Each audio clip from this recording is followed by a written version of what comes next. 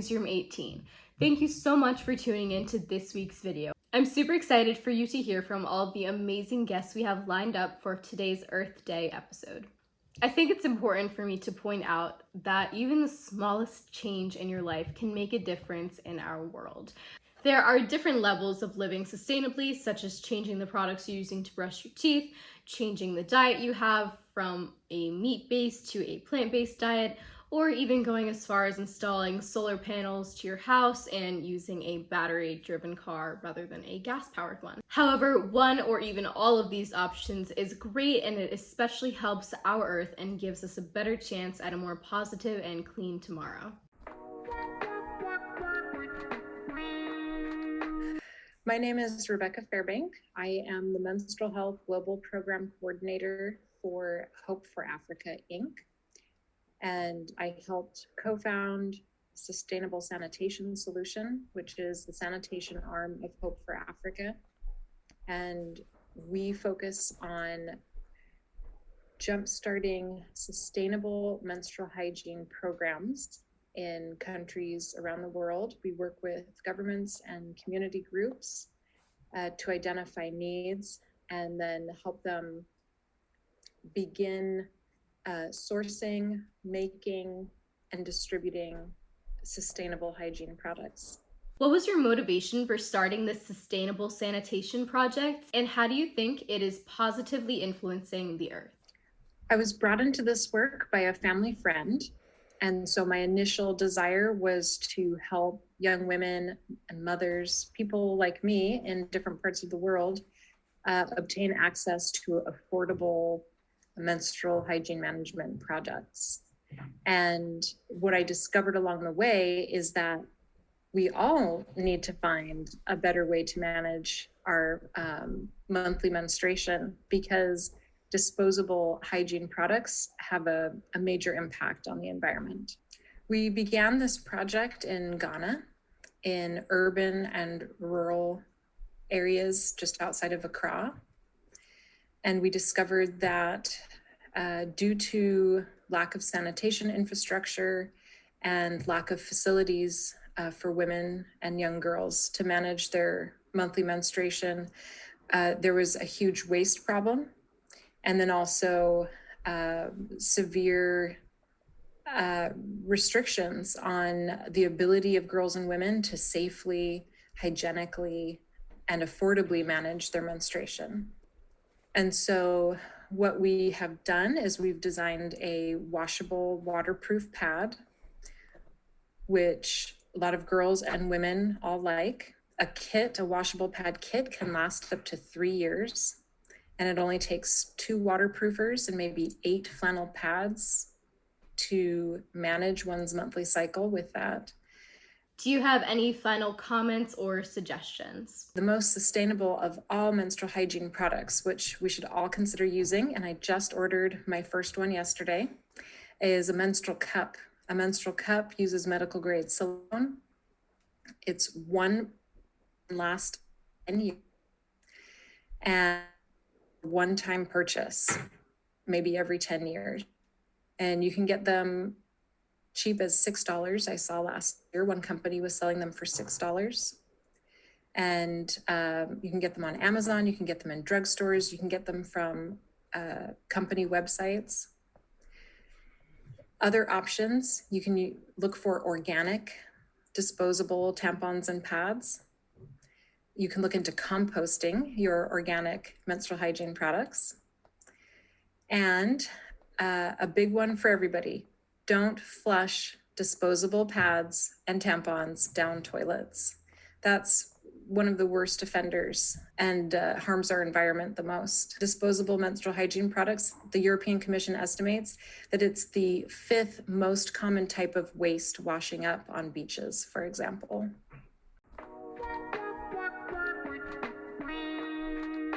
Hello, my name is Michael Ramondo. I'm here to introduce and to talk about Humans for the Future. It's a nonprofit based in Westerly, Rhode Island.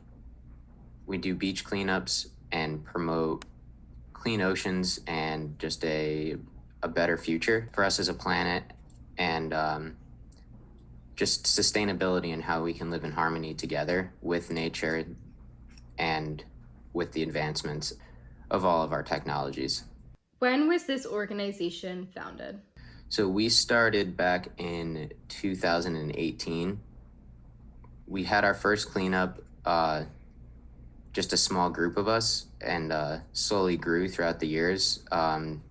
Just last year, we reached 1,000 pounds of trash picked up from our ocean, from our coastline and oceans. So that was a huge milestone. We've just slowly been gaining some headway, some speed, doing cleanups and events that also raise awareness. Education is also a huge part of what we do. So at some of our events and events that we've partnered with, we'll set up a booth and talk about ways moving forward, ideas for the future, and just what could be best for keeping our planet in order and balanced. I think balance is a huge part. So the way that we started was a few of us, some friends, started to notice that the area that we enjoy, Weekapaug, Westerly, Watch Hill, was starting to become littered with trash, mostly after Hurricane Sandy. So we thought that the easiest solution is just to go ahead and start picking it up. And growing into the future, we want to continue to educate, continue to have events, and partner with local companies. We've partnered with a plethora of companies throughout Westerly and Westerly, Stonington, and working to work our way up in northern parts of the state. Do you have any final comments or suggestions? Oh, absolutely. The biggest thing is reusability. Not so much recycling, because it still needs to get processed, and as an industry, the recycling industry, it's not 100%. A lot of the stuff that you believe is going to be recycled can't be recycled. So the best thing to do is definitely reusability. It's as simple as, instead of going out and buying a water bottle, just carry one with you. And just the best option or the best object to use is no object or no utensil. So just try to eliminate everything that you can from your life that will eventually become waste. And then moving forward, I think, and Humans for the Future believes, that robotics, just autonomous robots, are probably the way to go in terms of cleaning. You already see it a little bit with compactable trash bins. I believe there are some in downtown Westerly. They're solar powered, and what that does is, while the trash is getting more and more full as it fills up, it'll trip a sensor and compact it, so then there's more room. So it keeps our waste extremely dense, so it'll take up a small amount of area, or a smaller area, in the landfills. So I feel like that's one huge innovation. In the future, what I see and what we would like to be a part of is beachcombers or coastline robots that can scan the shores and just right before the water line and remove anything without harming the life that already exists, without removing any life, without removing anything or harming anything that shouldn't be touched or harmed, but just remove the waste, the plastics, the cigarette butts, all the things that we see. Mm-hmm. Because what's good about that is a robot can generally do it better than a human, and they can do it for a longer period. A lot of the time it's out of sight, out of mind. So it's hard to convey how important it is or how big of an issue it is. So if it's something that we can just program into a robot and it happens 24/7 around the clock, it takes out that human element of us needing to try to convince other people to clean up the beach. And then it's just about education of people being more sustainable and being more responsible for their waste. I think it's incredible that people like Michael are starting organizations to promote cleaning up our earth. And even though they're starting it in southern Rhode Island, he did mention that they're trying to expand out. My Interact Club at my school actually had a beach cleanup a few weeks ago, and they picked up a ton of trash. It is super important to go out there and pick up some trash, whether it's on the beach or just in your neighborhood. We need to make sure that not only our earth is clean, but we need to ensure that all of the animals on our earth are safe as well. A lot of the products that are dumped into the ocean are not biodegradable, therefore they're damaging and harmful to the animals that are living in the ocean. Sure. So my name is Sarah Hasasta. I'm from Massachusetts, and I currently work with Impact Everything as their content curator. I help write a lot of their blogs. I help with the newsletter, and I'm currently helping them also with some of their wholesale stuff. So trying to get some of our products also sold in some stores around the country. When was this organization founded? Yeah. So Lana and Saroj, recently married, actually, started Impact Everything around June 2016. They met at UConn for their undergrad, and Saroj is actually from Nepal. And if you remember, maybe not, because a lot of terrible things have happened over the years. There was an earthquake in Nepal, devastated the area, and so he and Lana and a couple friends took it upon themselves to raise money for relief efforts. They raised about $10,000, which is great, but at the end, they were kind of reluctant to just give the money to an organization without knowing exactly where that money was going. Because Saroj is from Nepal, they decided that they were going to fly there and decide for themselves what they wanted to do with the money. They decided to reconstruct a primary school that had been torn down, and they just found that over the next couple months and year, they were very invested in this school. Like, they kept maintaining it and ensuring that they had everything that they needed. It became like their baby. So they ensured that they had uniforms, that it was nicely decorated, that they had a mural and like all this stuff. And that's when they started really having conversations about doing this more full time, or like making it into a career of sorts. And eventually in December, I think, of 2017, they opened up the storefront in Providence, established themselves as a social enterprise so that they can do this repeatedly, so that they can build more schools in Nepal and other areas as they expanded. Currently, we do build schools and other stuff in Karindi, Uganda, and in Nepal. What have you or Impact Everything done to promote clean living? Yeah, so in regards to Impact Everything, firstly, just being in control of the inventory. When we accept certain brands and products into the store, even though we don't physically have storefront anymore, we still have the place online. We don't just accept everybody. We want to ensure that they align with our morals and what we stand for. So in regards to that, like even accepting zero waste sustainable items in the storefront is a huge deal, because there are a lot of places that don't offer that at all. And then also leading by example, because we are a social enterprise, we are expected to do more than just be a business. We also have to stay true to our word. So we involve ourselves with organizations that pride themselves on sustainability. We go out there and we volunteer as well. Even with our projects that we work on in Uganda and Nepal, we make sure that the items are locally sourced and that they are being constructed by natives of the area, which all contributes to sustainability, to cut costs down, and like unnecessary shipping and waste costs and stuff to get to outsource people and all that stuff. And in regards to myself, I just try to improve every year. I've been into sustainability from the time I was a kid, and it really intensified when I got to college, and I was very extra about it. I was really trying to transition to zero waste living, and my friends teased me and made fun of me for it because I was so extra about it. But over time, I led by example, and then I had friends who were adopting certain sustainable swaps and ways of living that they made fun of me before, but now they're all on board. So I just try to stay consistent and improve myself every single year. You start small. Like, I drink a lot of iced beverages, so I got a metal straw, as a lot of people did. Easy, simple way to start. Yeah. And then I developed into getting bamboo utensils, and then I tried to find ways of getting reusable versions of what I already had. And so an easy swap is the toothbrush. I wasn't going to show my actual toothbrush because that's kind of gross.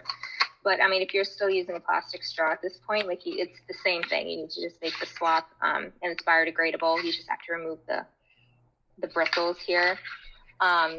When I was working my 9 to 5 in an office, I'd bring my own lunch and just reusing like metal tins that you can wash and reuse. Okay. This is small enough that I can hold a dressing, and they have all different types of sizes.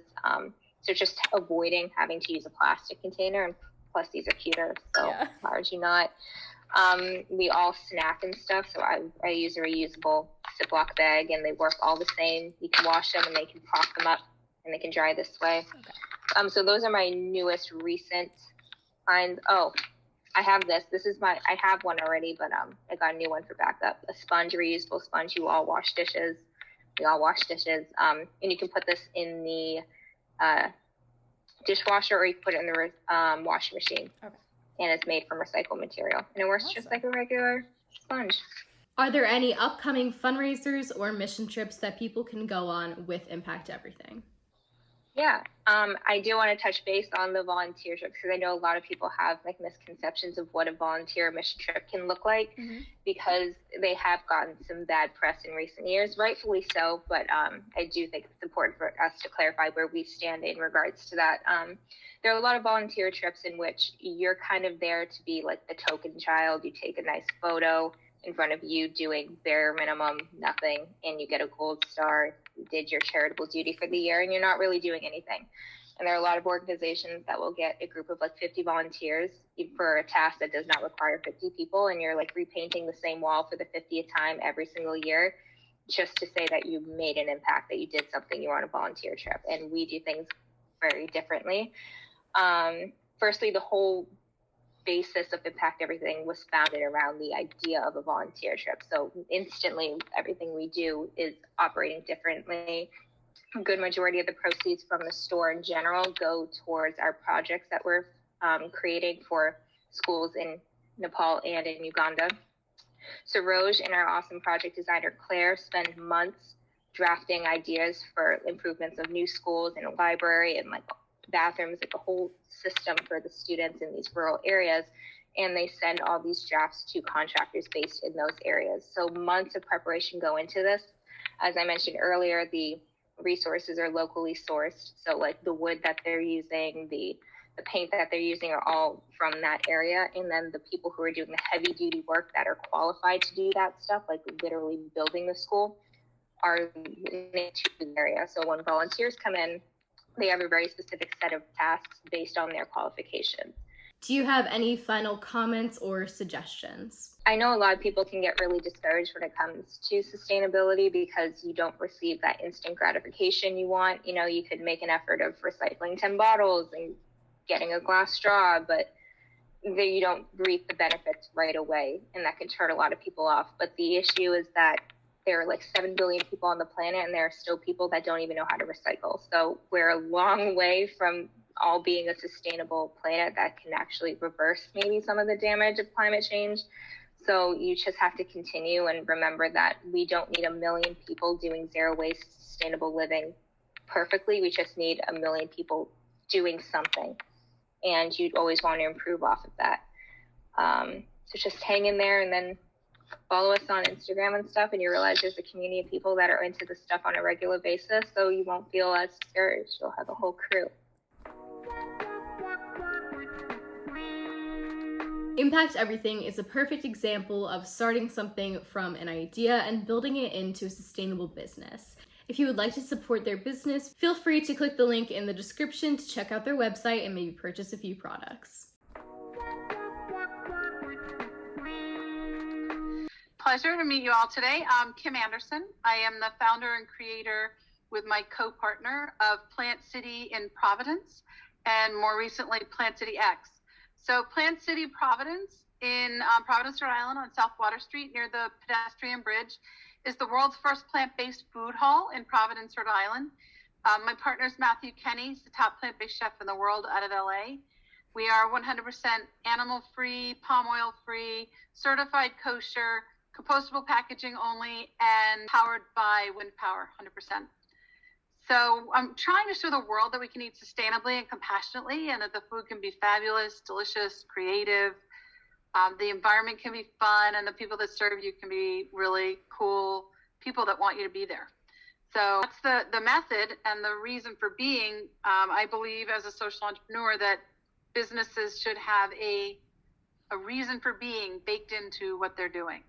So that's the reason that we exist. What was your inspiration behind founding Plant City, and did you think it would be as popular as it is today? So the cool thing is it's not just a restaurant, right? It's a food hall. When you walk in, there's 4 restaurants, 3 full bars, a marketplace, a coffee bar, a bakery, a grab and go area. There's a community center in the basement that we hope to open soon. There's an event space across the parking lot. So it's really kind of an experience rather than just a restaurant.